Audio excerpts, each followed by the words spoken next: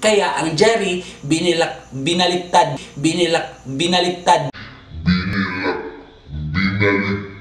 na lang nila. Hi guys, we still don't have an opening spiel, but let's do this. Hit intro!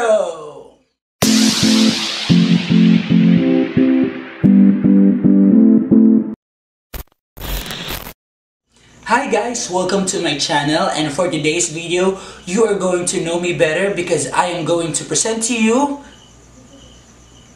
25 facts about me.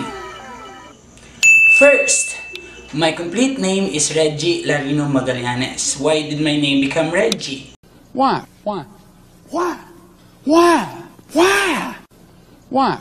It is a very interesting story. It is because noon, unang panahon, supposedly ang pangalan talaga ng tatay ko ay Jerry. Pero nagkaroon siya ng sakit at merong mga belief noon na kapag may sakit daw or nagkasakit ang bata before siya binyagan, dapat i-change daw yung pangalan. So unfortunately, yung Jerry ay naunsyami at pinalitan siya ng Rinaldo. Now, nung ipinanganak ako, dapat ipapangalan sana sa akin ng pangalan Jerry. Pero nagkasakit din ako. Unfortunately, I also have asthma. Kaya ang Jerry, binaliktad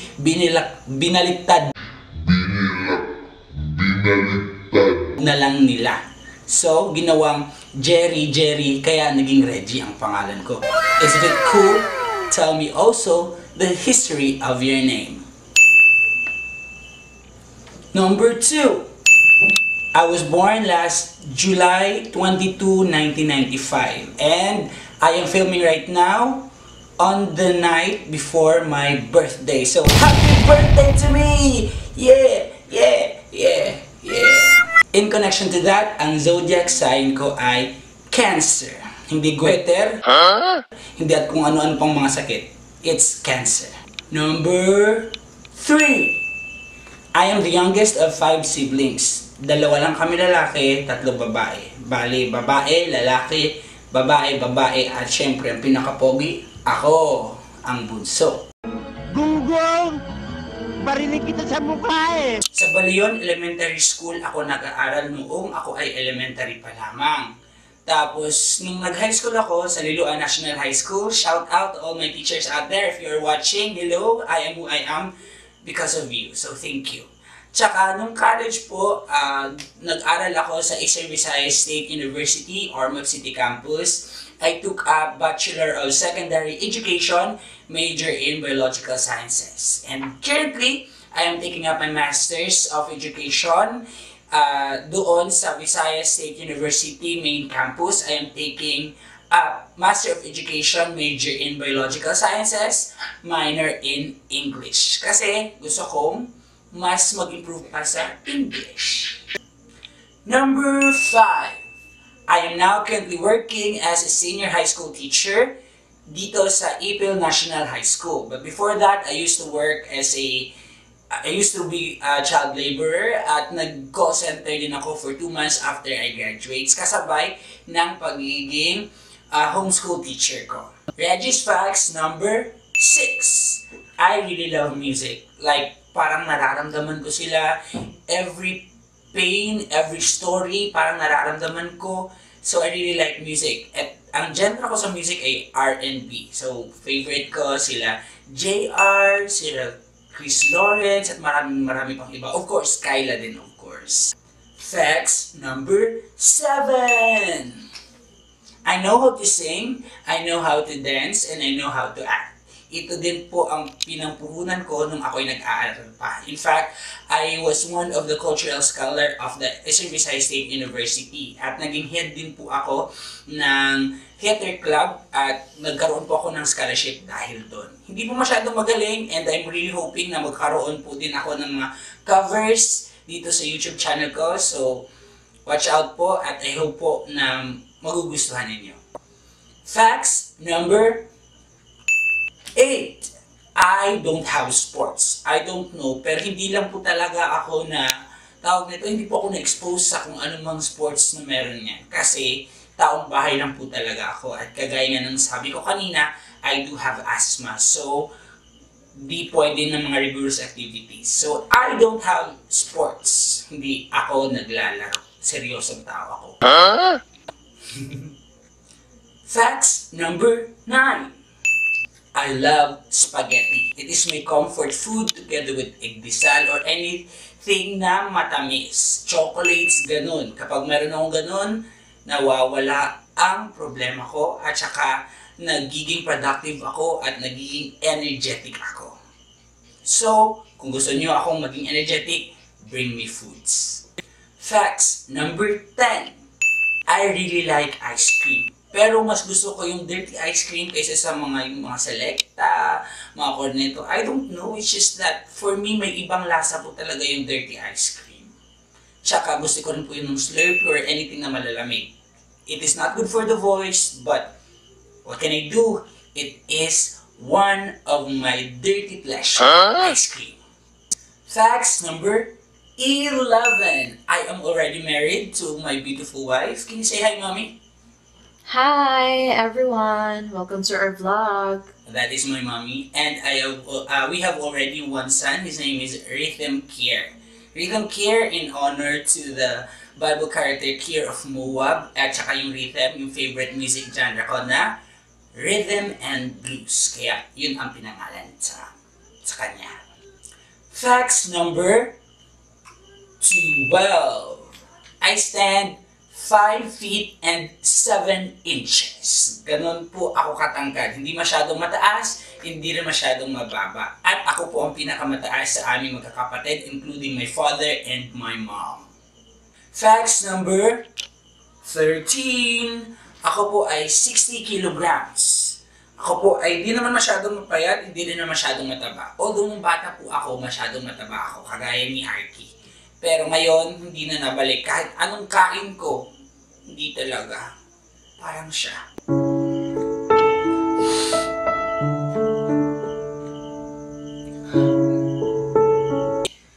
Facts number 14. Ang shoe size ko po ay 9. So, hindi na masyadong malaki, hindi rin masyadong maliit. Bagay lang sa height ko. So, kung meron kayong pabigay, send nyo sa akin. Tatanggapin ko yan ng buong puso. At walang halong input. At kahit ano pa man.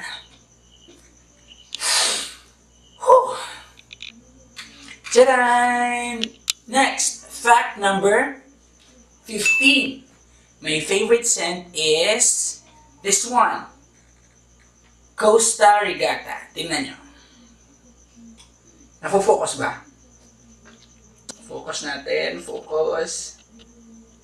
Okay, so yun, birthday ko naman. So, baka naman, mga friends out there, you could also send this one to me. I would really love and I would really appreciate it. Dada, start na.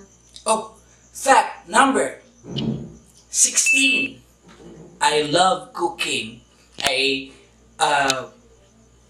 Parang natutunan ko siya dahil sa mama ko. Although, ang papa ko magaling din siya magluto. Pero ito talaga yung pinakagusto kong ginagawa sa bahay.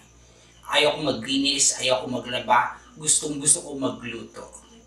Next, facts number 17. What turns me on is that malinis na mga kuko, malinis na mga kamay, tsaka maganda na mga sets of ngipin, tsaka yung smile, maganda, tapos magaling kumanta. And I think I found all of those sa wife ko. Eddie, wow. Shh. Facts number 18. I don't like mga attitude na tao. I don't like yung nanlalamang. I don't like yung sinungaling. At saka, I don't like yung hindi organized. Although, hindi din ako organized. Basta, yung words na di organized. Fact number, 19. My favorite movies, kung sa local, I would love to say na ang pinaka-paborito ko ay yung Magic Temple, Lulubog, Lilitaw, sa Saradong Hukay. Pero, kung international, I would really suggest, and my favorite talaga are the MCU or the Marvel Cinematic Universe. Fact number 20. Ganito ba? 20. Okay, so, ang favorite superhero ko ay si Captain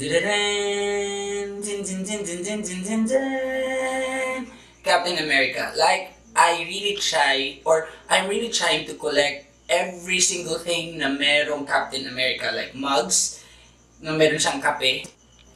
It is very ironic, pero drinking coffee before sleeping makes me sleep easier. So, weird siya, pero what can I do? It is me, and I'm weird. So, kape-kape. At hindi lang yan. Kagaya naman sinabi ko, hindi lang tasa, meron akong Captain America. Meron din po akong ballpen. Focus po ba? Tsaka, notebook. Tadaan! These are some of my collectibles na merong Captain America. Tsaka, kung meron po kayong mga Captain America memorabilia dyan, pwedeng ibigay nyo rin sa akin. Birthday ko naman, baka naman. Fact number 21.